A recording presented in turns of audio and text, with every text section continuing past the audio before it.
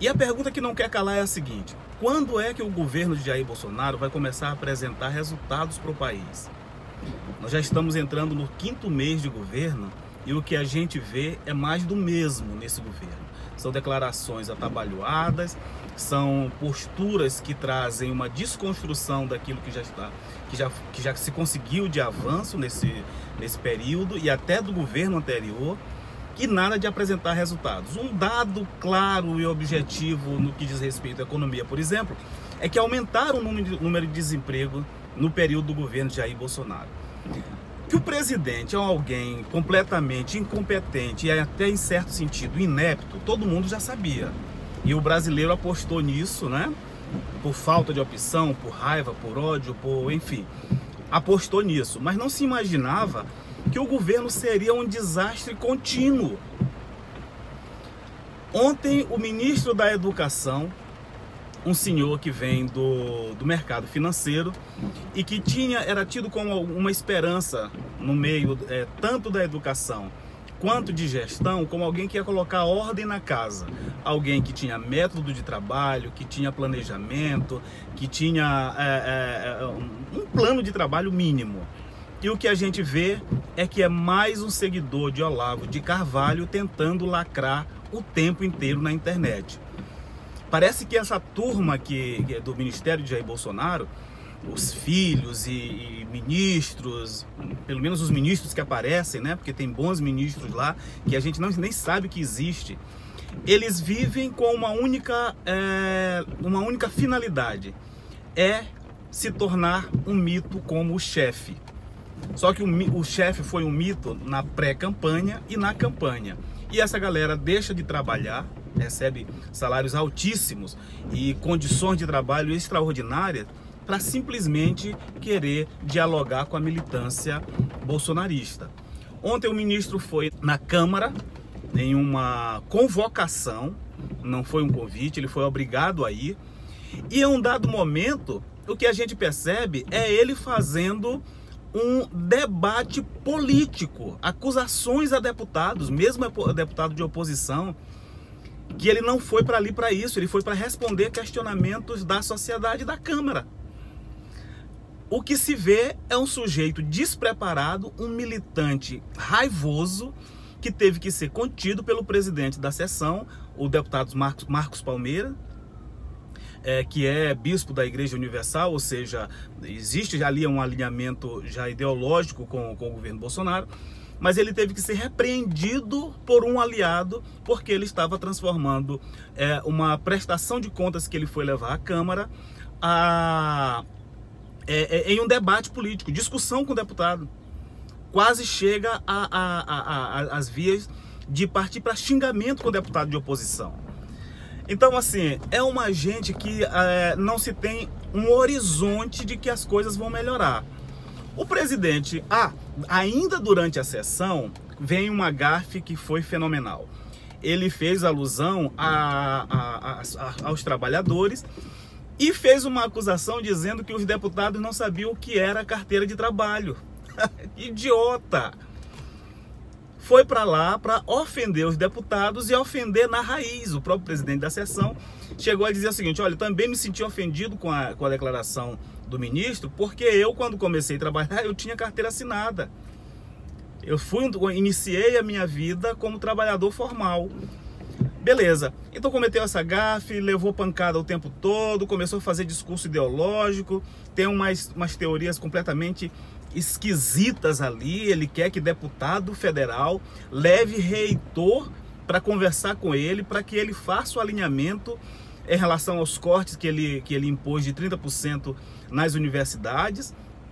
E, enfim, um absurdo completo, uma agenda obscurantista, perseguição de professores. Em relação à greve que aconteceu ontem, uma completa falta de entendimento do que se trata. Ora, vamos só entrar aqui na questão das universidades, daquilo que eles têm trabalhado para descontinuar, vamos dizer assim. Eles acusam a universidade de ser um ambiente mais dado ao comunismo, ao esquerdismo. Beleza. Isso é uma constatação óbvia, porque a universidade nos últimos 50 anos ela foi construída com a visão esquerdista marxista e aplicado, aí que o ministro, me parece, inclusive foi professor universitário, mas parece que tem uma falta de conhecimento ali básica, né? Essa visão que inclusive o seu guru, Olavo de Carvalho, tanto se vangloria de ter denunciado ali no início, é a cartilha gramsciana. O Antônio Gramsci aplica a cartilha, a tomada de poder, a revolução cultural, principalmente a partir das universidades. Aí o presidente vai reclamar de que este ambiente, que historicamente é um ambiente esquerdista, está na rua contra um governo conservador de direita e liberal. Não faz nenhum sentido, ministro. Nenhum sentido. Isso é a coisa mais óbvia. Isso ia acontecer. Se o senhor não estava preparado para saber lidar com essa situação, que era obviamente prevista, porque o senhor é um completo despreparado.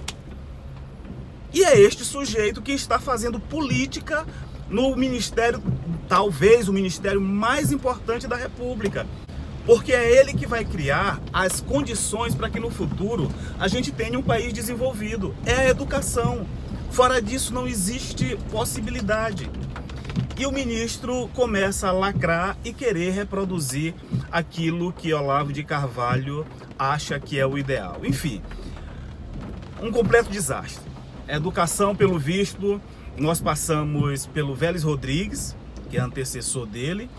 Antes do Vélez Rodrigues, nós tivemos o Mendonça Filho, um político, na época era deputado de Pernambuco, ex-governador, e que conseguiu fazer alguns avanços, muitos avanços no Ministério da Educação, e parece que por conta dessa ânsia de apresentar e estabelecer uma pauta ideológica dentro do Estado, usar o dinheiro do Estado para manter essa pauta ideológica, o governo Bolsonaro erra dia sim e outro também nessa pasta, ok? Aí fora isso nós temos o presidente em Dallas, no Texas, e de lá ele diz que estes mesmos esquerdistas que estavam na rua protestando contra os cortes nos seus ambientes de trabalho e de estudo, que foram os professores e os universitários, ele chama de idiotas úteis, fazendo novamente uma citação de Antônio Gramsci.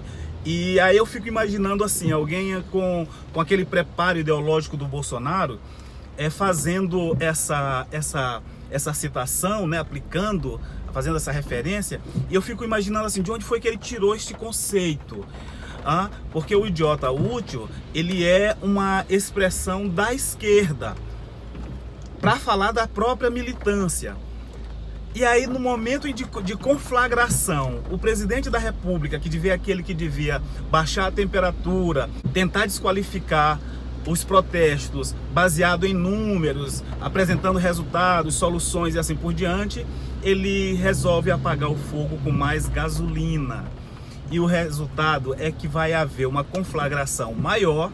Enquanto isso, nós aqui no mundo real de trabalho, que acorda às 6 da manhã e vai dormir à meia-noite, tentando sobreviver, não consegue fazer as coisas porque o governo não para trabalhar e não para principalmente para acabar com os gargalos que existem na economia. Por quê? Porque não dialoga com o Congresso. Por quê? Porque não consegue impor a sua pauta, que é virtuosa no campo da economia, mas não sabe fazer política. Sabe apenas guerrear, sabe apenas pelejar e sabe apenas aumentar a tensão entre governo federal, Câmara dos Deputados, Senado e agora com a própria sociedade civil organizada. Então, esse é o nosso ambiente e eu espero que esse presidente ou se arrume ou peça para sair, ou seja, saído, vamos dizer assim, porque alguém precisa tomar conta desse país, que nós já estamos caminhando para o 8º ano de crise, recessão e sem perspectiva de melhora. I never made it, but I know what it takes. emotion got my